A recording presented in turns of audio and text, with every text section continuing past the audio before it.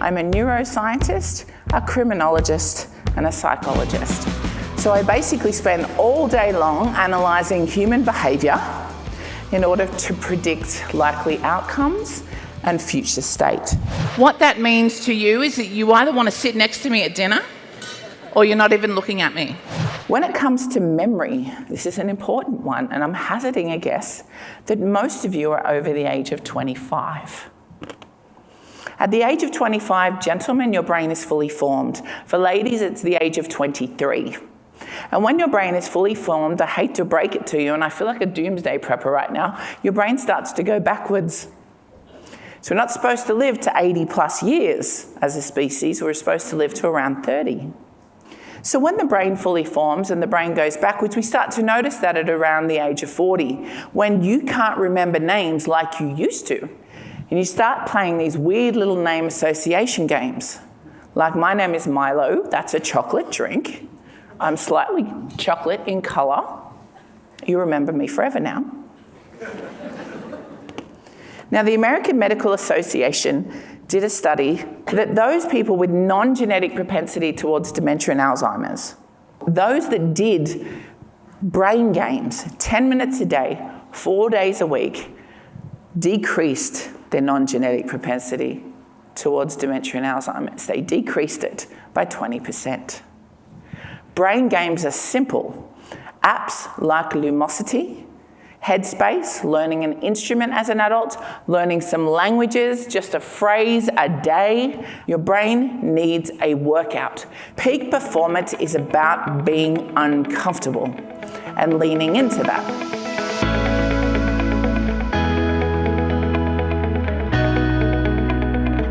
I'd like to play with you and introduce you to your subconscious brain. So as I said, your conscious brain is about 9% strong of memories and function, but 91% of your brain just is not aware of much. So we're going to go on a little bit of an expedition and introduce you to that side of the brain. Stare at the flashing green dot in the centre of the screen. Everybody just stare at the flashing green dot. And as you're staring at this dot, the yellow dots will begin to disappear. Some of them or all of them will disappear. Now, I'm here to tell you that the yellow dots don't ever go anywhere. In fact, if you don't believe me, look at them now. Now, what happens is that my brain is saying Milo is focused on the green flashing dot. Great. To save energy like your brain's power pack, I'm going to eliminate any other stimulus. And it does that all day long. So this lovely lady sitting here in front of me, thank you for being my muse for a moment.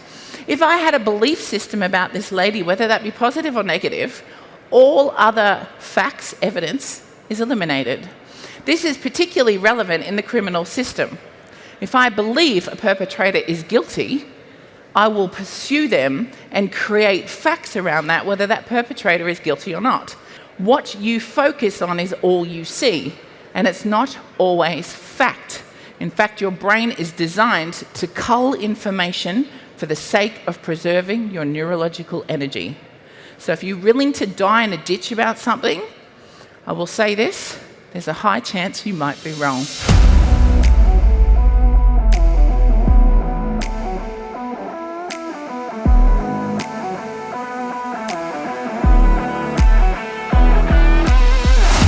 Dr. Ellen Langer, she wrote that book called Counterclockwise, where she took 8 elderly men out of God's waiting room. They were ready and willing to die in a nursing home, very depressed. She took 8 of the frail ones on walking frames and wheelchairs, and she took them to a converted monastery that she'd had converted back to 1959, where Ed Sullivan was on the television, Perry Como was on the radio, all of the food was 1959, all of the clothes that they were given to wear was 1959, there were no mirrors. And on day 1 and day 4, their photos were taken of their faces. And those photos were given to an independent group. And that independent group, who knew nothing of the experiment, assessed that the day 4 photos were taken 8 years ago on average. On day 14, these men were reassessed in their dexterity, posture, gait, sound, smell, memory, cognitive speed, the whole lot. and that increased and improved between 68 to 75%. And on day 15, these men that walked in on their frames and chairs played an impromptu game of touch football on the front lawn of the monastery. She was the very first scientist to ever definitively prove one thing: where you put your mind, your body will follow. I want to talk about the science of imagination for a moment. If I split the crowd down two and I said, this group A, you all signed up for the same experiment, by the way, fitness, diet and health. You were given a gym membership, you were given a diet plan, and you were given a training plan in the gym as part of the experiment sign-up. Group A, on day one, you got your little fitness kit on, and off you went to that gym, and you started that workout as per the paper and instruction. Group B, you got your fitness kit on, you got your paper, you got your instruction, but you didn't go to the gym. You sat down at your kitchen table and you imagined that workout in great, vivid detail. You imagined the burn on the calves. You imagined the burn on the shoulders with the row machine. And that's how it went for the next 30 days. Interesting statistics at the 30-day point. So these guys, you hadn't gone to the gym, only in your mind. And what happened is you had an 8% muscle mass increase. So the brain put your body in a state of recognition of physical activity. You guys were going along in the experiment, nothing really changed. We had a few dropouts, which I'll talk about in a minute, but on you went. Day 31, I'll let you go to the gym. At the 90-day point, we looked at some data. At 90 days of actual gym work, Group A, 9% of you were left in this experiment. In fact, the dropout point started at day 11, 14, 16, and peaked at day 21. With those excuses, those subconscious excuses, that self-talk that steps in and says, oh, I'm busy, I'm cold, my kids need me, I feel selfish, I've got a meeting, all of that type of stuff started to happen. At 90 days of actual gym work, my Group B, 92% of you were left in this experiment. 92.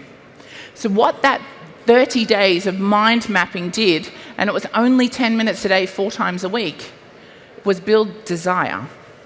You made a neural pathway in your brain that said, this is my life, this is what I do. So when your body followed the activity, you were ready for it. The foundation was built.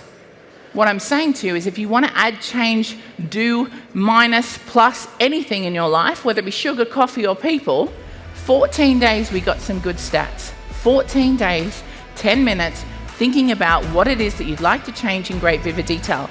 So work with the imagination. It's real if you embed it and build the desire around it.